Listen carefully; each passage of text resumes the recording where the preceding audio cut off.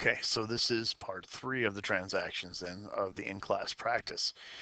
We left off where uh, Davis Sullivan was sold something on account, and now we're going to pick up on the 21st, and we look over here. It says September 21st, bought supplies with cash. So we go to the cash payments journal because we paid cash for it.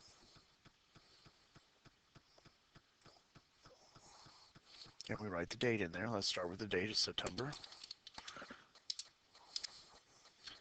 21st. We bought supplies, so we're going to go supply store. And our check number was 647. And we're going to debit that for 124.20. And we're going to credit cash for 124.20. Now, we go back and ask the 3 questions or 4 questions we have. Is it in the general debit and credit? Yes, it is. Well, here's general debit and credit. We have a number underneath there, so it corresponds with the account that it falls underneath there. So let's do the first one. So we got to go back and we got to go to our general ledger under store supplies or supply store. We're going to write the date. It is the 21st. Again, where did we get this information from? Well, we got it from the cash payments journal, page 20, so CP20. So we're going to go CP20. Did we debit or credit that? Well, we know we debited store supplies because that's usually what we do with that. We debited for 124.20. We're going to add those two together. This plus that. And then our 1150, it's got to go back to our cash payments journal. 1150. And so that's, so now we go over here and take a look at the cash amount or cash dollar amount and ask the 4 questions. Is it a general debit credit? No. Is it a general journal? No. Is it accounts payable or accounts receivable? No. So we don't worry about that. We're going to let that sit and we'll come back and visit that later on. All right. September 22nd, paid cash on account of Miller Supply. So we've got to go paid cash. So it's the cash payments journal. So look at that. We're already there for it. So we go to the 22nd. We're going to type in Miller Supplies. Okay, we know that we've written a check to them, so 648. Okay, and it's going to decrease our accounts payable by 489, and we wrote a check to them for 489. So we know that that's pretty well set. Now we go back and ask the 4 questions. Is it under a general debit or credit? No, it's not. Is it in the general journal? No, it's not. Does it fall under accounts payable or accounts receivable column? Yes, it does. The 489 falls underneath accounts payable. So we're going to go back to Miller Supply. So let's go back into our accounts payable ledger, find Miller Supply. There it is. We're going to write the date in there. The date was the 22nd. Where did we get that information from? We got it from our cash payments journal, page 20. So our cash payments journal, so CP20. And are we going to debit or credit it? We're going to debit it because they're paying it off, so 489 there. And since we have a credit balance, we debit it for 489, the balance is 0. What we do with the 230? The 230 then goes back to the cash payments journal. We write in 230 in there. Now, again, we ask the same question here. This 49 under the cash credit column. Do we post that now? No, we don't, because it doesn't fit under the 4 criteria that we talked about earlier. All right, on the 27th, bought store supplies on account Miller Supplies. Now, we bought store supplies. If we would have said bought merchandise, it would go in a different journal, but we notice here it says memorandum, so we're going to go to the general journal. And we need to record that. So the general journal says it is the 27th. Again, we're going to have store supplies, or supply store, sorry. Store, and it's going to be accounts payable, Miller Supplies. And now we have to journalize it. And what is this? This is M125. Okay, we know that we're going to debit for $789. We know we're going to credit for $789. Now, go back into our general ledger. Under store supplies, the date is the 27th. Okay, it's a general journal, so GJ16.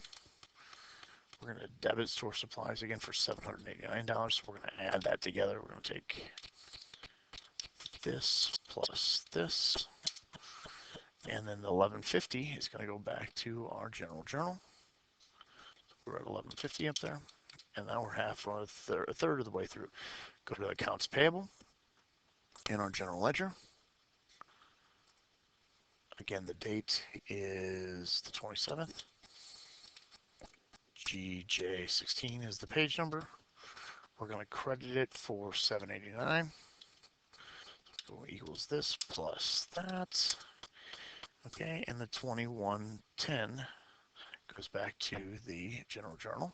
Again, because remember there's a slash there, we have to go 2110, leave the slash open because we've got to put the amount in Miller Supply. So let's go back to the accounts payable ledger, Miller Supplies. The date is the 27th.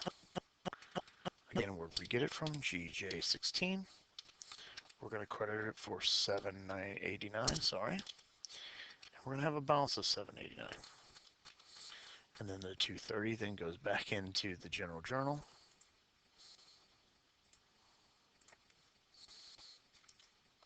And what was the number? I forgot the number. 230.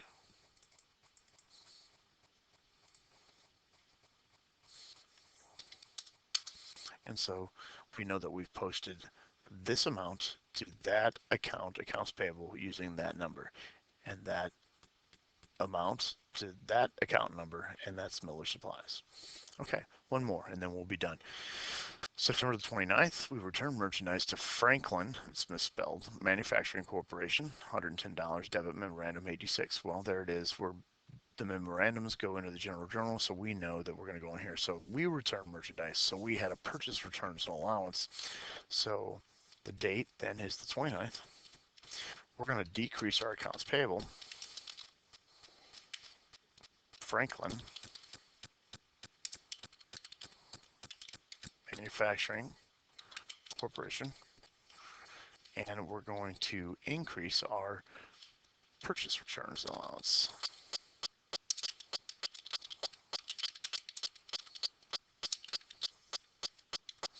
Okay, and it's going to be DM 86 is our document number. So we're going to debit that for $110. We're going to credit that for $110. All right, so all we have to do now is we have to post it now. The rules are, is it under general debit or credit? Yeah, actually, yes, both of them are.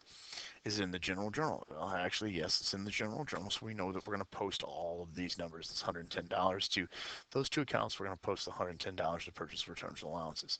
So let's go ahead and do that. Okay, and again, it's general journal, page 16. So we're going to go in the general ledger under accounts payable first. Accounts payable. The date is the 29th, and it's GJ16. And did we debit or credit? Well, let's go back and take a look at it. We debited it for $110. So we're going to debit here for $110, which means we're going to take this equals this minus this. It's going to give us a new balance. We're going to take the 2110 back to the general journal. So there it is again. We're going to go 2110. We'll come back and post the other one here in a second. So Franklin Manufacturing.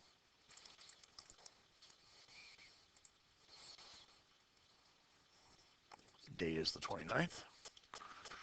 GJ16. And we debit it for $110. So we're going to subtract that out of there. We're going to take this minus that. Gives us a new balance in there. 220 goes back in the general journal.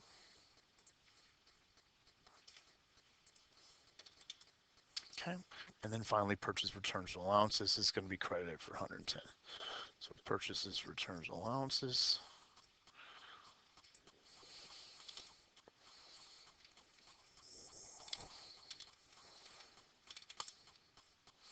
And we're going to add that to that. And we've posted, and all we have to do is take the 5130.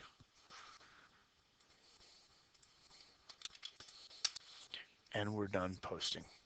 So now at least you have some examples to use, and you have your handout as well that kind of walks you through it as well.